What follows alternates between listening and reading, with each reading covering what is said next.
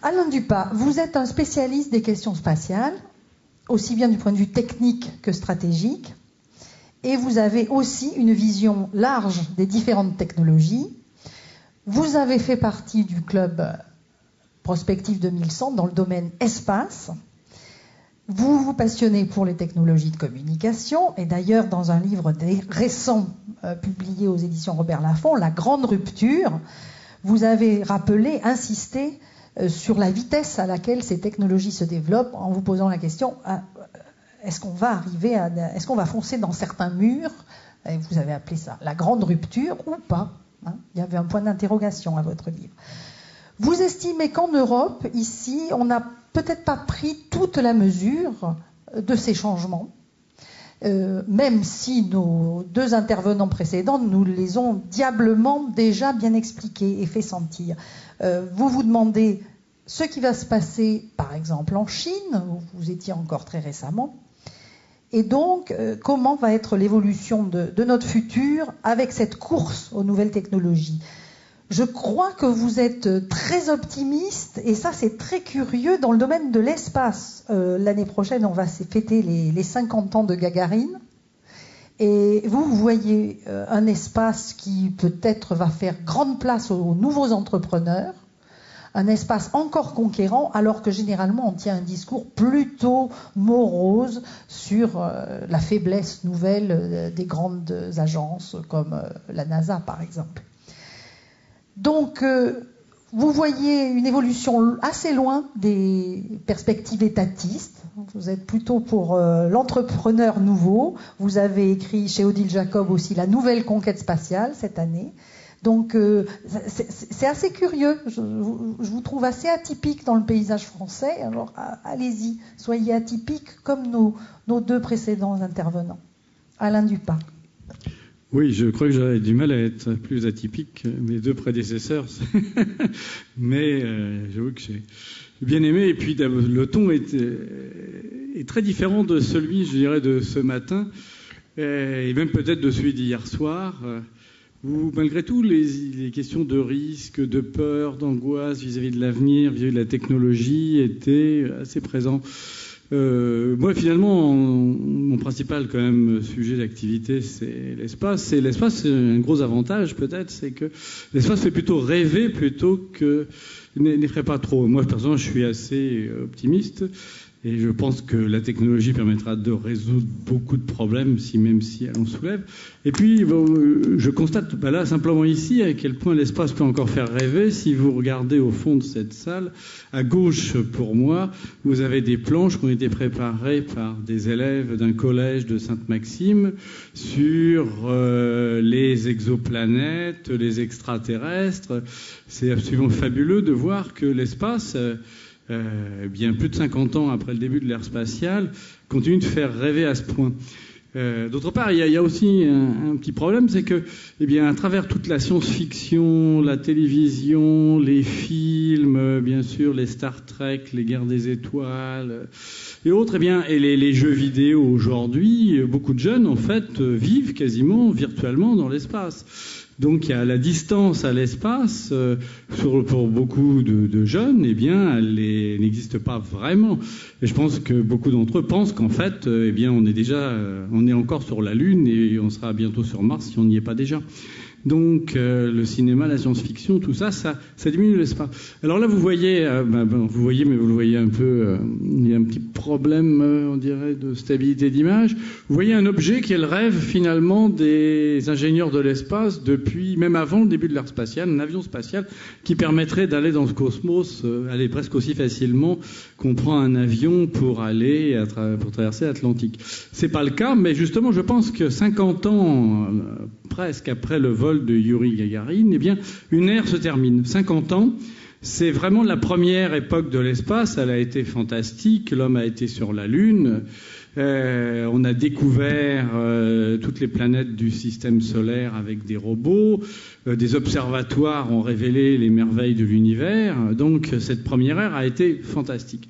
Mais je crois que les 50 ans qui vont venir, donc le deuxième demi-siècle d'espace, va être complètement différent. Alors, je pense qu'on en a eu une illustration. Hop, ça va un peu vite. Voilà, ici. Une illustration, simplement, la semaine dernière, enfin cette semaine d'ailleurs même en fait, avec, vous voyez bien ici, à gauche, c'est ce qui s'est passé il y a un peu moins de 50 ans, le premier voyage de Yuri Gagarin, le 12 avril 1961. Fantastique, l'homme voyage dans l'espace.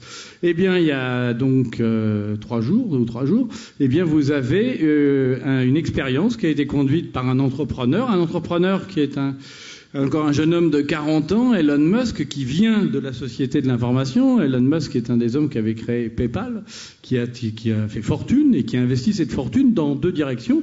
Une dont on a parlé déjà, c'est les voitures électriques, la voiture Tesla, dont le magnifique Roadster à $100 000, qui a été évoqué avec la voiture électrique, c'est Elon Musk. Mais cette fusée que vous voyez à droite, eh bien la Falcon 9, c'est lui aussi. Et non seulement il a fait une fusée, mais il a fait un véhicule qui pourra bientôt transporter des hommes dans l'espace, qui a voyagé donc dans l'espace cette semaine et puis qui est revenu, et c'est absolument extraordinaire pour un prix de l'ordre de 5 à 10 fois moins, disons, que les agences spatiales ont l'habitude de développer ce genre de système. Eh bien lui, il l'a fait dans le cadre d'un programme financé par la NASA pour pouvoir fournir des services privés pour desservir la Station spatiale internationale. Et je pense que Elon Musk est le premier d'entrepreneurs qui ont envie d'aller dans l'espace. C'est-à-dire que le désir d'aller dans l'espace, je pense qu'il est profondément ancré au sein de l'espèce humaine. C'est jamais qu'une prolongation d'une tendance millénaire et probablement bien davantage, qui est la volonté de voyager, de se répandre sur la planète à travers les océans. Nos ancêtres l'ont fait. Donc à vouloir aller dans l'espace, c'est une tendance très profonde de l'espèce humaine. Elle a été portée par les États et les agences spatiales au cours du dernier demi-siècle. Je pense que maintenant, elle va être portée par des pionniers, par des entrepreneurs qui ont envie d'y aller, qui ont une véritable passion. C'est le mot employé par Elon Musk lui-même, mais il n'y a pas qu'Elon Musk.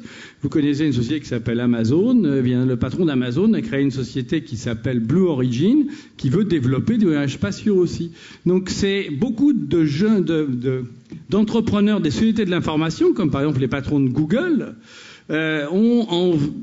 sont passionnés par l'espace et ont envie que les choses aillent plus vite en trouvant que les agences ne vont pas assez vite. Alors le succès technique d'Elon Musk est assez bluffant, je dois dire, et je pense qu'il ouvre, ça tombe bien, c'est le début de ce second demi-siècle, et Elon Musk montre que ça peut être différent avec d'autres objectifs qui ne sont pas ceux qui étaient ou ceux qui sont encore ceux des États. Alors, il y a beaucoup de défis pour l'espace dans les années qui viennent. On a beaucoup parlé de l'accélération technologique, on vient de le voir dans le domaine de la santé, il y a quand même des listes impressionnantes, dans le domaine de la mobilité. Bon, mais vous avez quand même aujourd'hui 4 domaines où on considère qu'il y a vraiment une accélération considérable, ça va de plus en plus vite. Les temps de doublement sont très très courts, ils se chiffrent en années ou en mois. Et vous avez donc les nanotechnologies, on en a dit, les biotechnologies, on vient d'en parler, les technologies de l'information, ce qui est à la base quand même de la mobilité, puis de plus en plus les sciences cognitives. La question qui se pose, c'est les systèmes spatiaux sont très complexes, coûtent très cher, et on a tendance à être d'une certaine manière très conservateur sur le plan technique, souvent en sciences spatiales. La question, c'est comment est-ce qu'on va faire pour utiliser ces révolutions technologiques en marche, pour les utiliser dans le secteur spatial, pour faire des systèmes qui soient mieux, moins chers, développés plus rapidement, plus capables. Et ça, c'est pas simple. C'est d'ailleurs assez général. Vous prenez une centrale nucléaire aujourd'hui, ou prenez un avion comme l'A380, eh bien, y intégrer toutes les technologies nouvelles, c'est pas si simple, et c'est pour ça qu'aujourd'hui, on peut être surpris. On se dit, après tout, c'est plus long de fabriquer un A380 ou de le développer que ce n'était de développer la Caravelle. Bon, c'est normal parce que la technologie a énormément évolué, les contraintes sont différentes et les programmes vont coûter plutôt plus cher et prendre plus longtemps à développer. Dans l'espace, on est à la limite extrême de ça. Quand les Américains étaient sur la Lune dans les années 60, ça a coûté $100 milliards, ça a pris 8 ans. Quand on a redéfini un programme comme celui-là il y a 6 ans, eh bien, c'était 15 ans et $200 milliards. Donc pourquoi ? Le progrès technologique c'est une chose, la complexité des systèmes que l'on construit, c'en est une autre. On se heurte à la barrière de la complexité et j'ai tendance à dire qu'on utilise souvent la technologie pour accroître la complexité et pour augmenter des problèmes que l'on pourrait au contraire simplifier. Je crois qu'il y a une espèce de barrière, compétition entre le progrès technique et justement la complexité croissante des systèmes. Ça peut être le système social, un système d'ingénierie, etc. Donc malgré tout, être capable d'intégrer les N, B, I, C, les utiliser pour pouvoir faire des systèmes spatiaux beaucoup plus performants, c'est une très très grande question. Alors maintenant, les très grandes tendances, moi je dirais qu'on a, à la limite, Thierry Godin en a parlé hier, la grande question c'est celle de la planète, et les satellites qui ont une vision globale de la planète ont un rôle à jouer au XXIe siècle absolument fondamental. Je dirais qu'au XXe siècle, la grande application de l'espace, ça a été télécommunications. Au XXIe siècle, c'est la surveillance de la planète, que ce soit pour mieux comprendre le climat, que ce soit pour surveiller éventuellement des traités, pour, bien entendu, en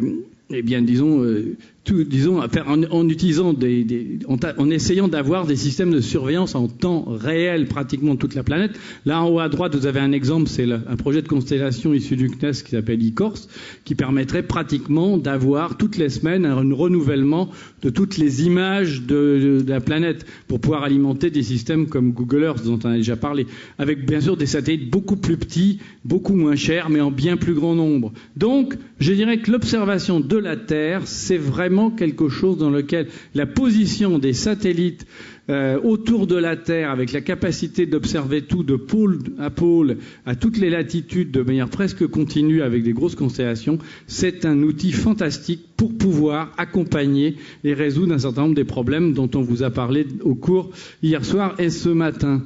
Bon, je dirais que, d'autre part, la question de l'organisation de la gouvernance, après tout, de l'espace au plan international, vous avez aujourd'hui un objet magnifique que vous pouvez voir d'ailleurs passer dans le ciel, si vous regardez ces éphémérides, la Station spatiale internationale, qui est le plus grand projet de coopération technique internationale jamais réalisé.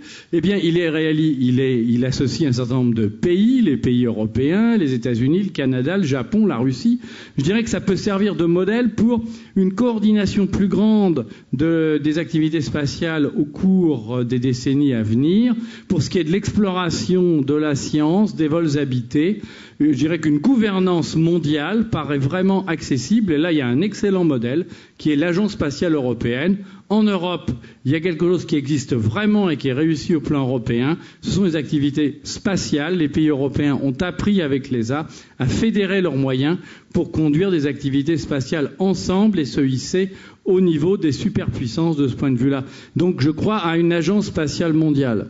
Alors ensuite, eh bien, cette agence spatiale mondiale pourrait coordonner des activités d'exploration de vols habités, là, dans la tradition, je dirais, d'Apollo, et en particulier l'installation, l'utilisation de la Lune. Nous avons la chance, quelque part, d'avoir tout près, à 380 000 km en moyenne, un astre assez gros, la Lune, qui est proche de nous. La Terre et la Lune, ça forme presque une planète double, hein, c'est tout à fait exceptionnel dans le système solaire.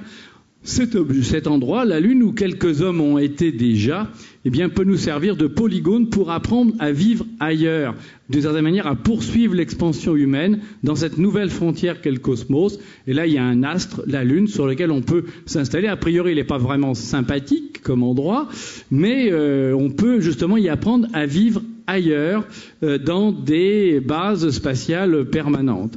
Et puis derrière vient ce qui est le grand objectif presque mythique depuis le XIXe siècle, non pas Jules Verne, mais derrière lui, Percival Lowell, Flammarion, la guerre des mondes, bien sûr. C'est que Mars a été toujours, et à juste titre, je dirais, un immense intérêt pour l'humanité, et on sait maintenant que c'est une planète sur laquelle la vie est peut-être apparue, qui est une planète sur laquelle on pourrait sans doute s'installer. Simplement, y aller, ça demande des mois, c'est long, ça fait beaucoup d'argent, ça ne sera pas pour tout de suite.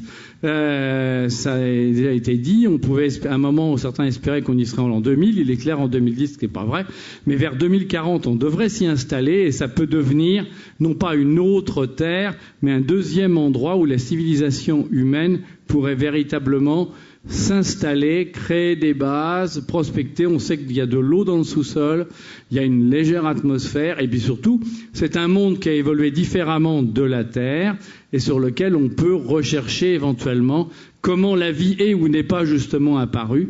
Et c'est un endroit où l'on peut répondre à des questions absolument essentielles que se posent les humains depuis qu'ils ont créé une civilisation. Je vous disais que les jeunes de Sainte-Maxime, là-bas, vous ont mis des panneaux sur les exoplanètes et la vie extraterrestre. Il est clair que cette question est très liée au développement de l'espace. C'est multiple, il y a des applications commerciales, mais c'est très lié à cette question des origines de la vie, et de plus en plus, c'est bien de voir si, d'ailleurs, dans le système solaire, il n'y a pas une vie. On va le chercher sur Mars, mais on le cherchera aussi sur Europa, sur Titan, sur d'autres endroits, dans d'autres endroits encore, mais surtout avec des très grands observatoires spatiaux comme ce concept que vous voyez ici. Eh bien, on va pouvoir de plus en plus observer et étudier des planètes extrasolaires. On en a découvert la présence autour d'astres de 500 planètes extrasolaires. La liste s'allonge. On a des moyens de plus en plus importants. Un énorme observatoire comme celui-là permettrait d'aller plus loin, de commencer à faire des spectres de l'atmosphère, à chercher éventuellement des indications qu'il peut y avoir une vie sur ces planètes, les comparer à la Terre, les comparer aux autres planètes du système solaire. Je dirais que vraiment l'espace, au cours de ces prochaines décennies, ça va être un endroit où l'on va placer des instruments qui vont vraiment nous permettre de progresser dans cette question éternelle presque, qui est celle de l'origine de la vie. Voilà. Donc, j'ai parlé tout à l'heure des entrepreneurs. Je dirais qu'il y a une certaine tendance aussi aujourd'hui, et s'il y a ces entrepreneurs, c'est souvent qu'ils veulent y aller eux-mêmes dans l'espace. Elon Musk veut clairement y aller, et vous avez commencé à avoir des projets d'hôtels ou déjà de tourisme suborbital. Ça va commencer l'année prochaine avec la société qu'a créée Richard Branson, et pour envoyer des astronautes privés, des astronautes candidats à 100 km de la Terre pour faire des sauts dans l'espace. Puis après, vous avez des projets d'hôtels spatiaux. Tout ça, c'est en cours. Alors on dit c'est cher, c'est pour les riches. Pas forcément. En utilisant tous les outils justement de création de réseaux, de tout ce que vous avez avec des systèmes comme Facebook, vous pouvez imaginer que des gens se mettent tous ensemble pour envoyer l'un d'eux dans l'espace, partager ses expériences avec des mondes virtuels. Je dirais que l'exploration et les voyages spatiaux peuvent devenir participatifs, mais il y a incontestablement une envie, un désir d'aller dans l'espace. Alors déjà, par exemple, dans un hôtel comme celui-ci, qui est un projet d'un autre entrepreneur qui s'appelle Bigelow aux États-Unis. Et puis, mais cela étant, aujourd'hui, donc je dis, nous sommes dans la question de l'hypertechnologie dans cette table ronde, et vous avez quand même des paradoxes dans l'espace. Il y a 50 ans, Yuri Gagarin partait au sommet d'une certaine fusée. Cette même fusée, en 2011, va être installée à Kourou. Donc 50 ans, la même fusée. Où est l'erreur ? Il n'y a pas d'erreur, c'était une excellente fusée, et elle le reste aujourd'hui, mais on n'a pas franchi l'étape ultérieure. Et je crois que justement, au cours des prochaines décennies, ce qui va se passer, c'est qu'enfin on va pouvoir passer à autre chose que ces fusées qui marchent, même si c'est un système tellement complexe qu'il y a encore des échecs, mais des systèmes réutilisables, comme ceux que vous avez en bas à droite de cet écran, des systèmes du type un peu ressemblant à un avion pour aller beaucoup plus facilement autour de la Terre, et puis après des systèmes utilisant l'énergie nucléaire pour se déplacer plus vite dans le système solaire, aussi faire des centres d'opération, l'équivalent d'une gare ou d'une station de RER dans le cosmos. Et je crois que ça, c'est fondamental. Le transport spatial doit être révolutionné, mais c'est un problème d'une complexité et d'un coût extrême, mais au cours des prochaines décennies, je pense qu'il sera résolu. J'ai presque fini. Donc malgré tout, l'idée, c'est aussi la question, c'est au-delà de ça, je l'ai dit, il y a cette tendance humaine à aller ailleurs. On l'a bien vu par exemple avec la manière dont a été colonisée l'Amérique, avec les célèbres pilgrims. Est-ce que dans l'esprit des pilgrims, eh bien, des hommes pourraient s'installer sur Mars, par exemple, dans une colonie, ou pas seulement sur Mars, je vais aller ici, peut-être dans des colonies qui seraient installées carrément dans l'espace même. Thierry Gaudin a parlé hier de ces colonies imaginées par Jerry O'Neill. Alors pourquoi aller là? Bon, est-ce que c'est si différent de vivre dans une colonie comme celle-là, après tout, une très grande structure installée même dans l'espace, que de vivre dans une gigantesque tour, ou de vivre dans certaines villes quasiment enterrées dans les latitudes nordiques au Canada ou au Svalbard ou ailleurs? C'est pas évident. Pour y faire quoi? Je veux juste te dire, il y a une chose qu'on pourrait y faire. On a beaucoup parlé d'énergie ce matin avec des sommes colossales, 1000 milliards de dollars d'investissement par an. Si on donne des sommes de cet ordre-là à l'industrie spatiale, au moins une petite partie, on peut penser à faire ça. C'est-à-dire que les centrales solaires dont on a parlé ce matin, au lieu de les mettre sur la Terre ou dans le Sahara, par exemple au Sahara, on les met dans l'espace. Dans l'espace, il n'y a pas d'intermittence du rayonnement solaire. On peut collecter, l'envoyer vers la Terre. Pourquoi pas?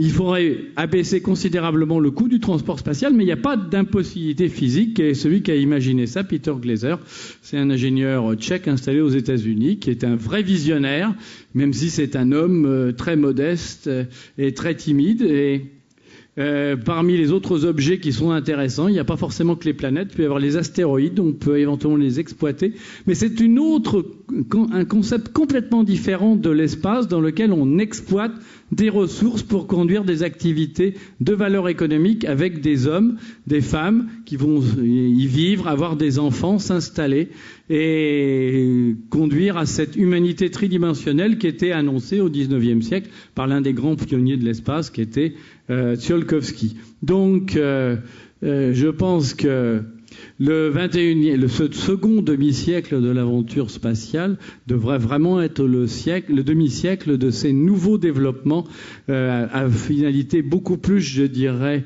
installation, exploitation que le premier demi-siècle. Et puis après, plus tard, mais je pense plutôt dans les siècles qui viendront, on se posera la question d'aller éventuellement voir certaines de ces exoplanètes que l'on commence à observer à distance. Ça, c'est un projet qui s'appelle le projet Dédalus, qui serait un projet qui permettrait en quelques dizaines d'années de rejoindre une étoile pas trop lointaine pour aller bien explorer de plus près des exoplanètes. Mais là, je pense c'est plutôt des défis non pas pour le XXIe siècle, mais vraiment pour tout le troisième millénaire. Bien, merci.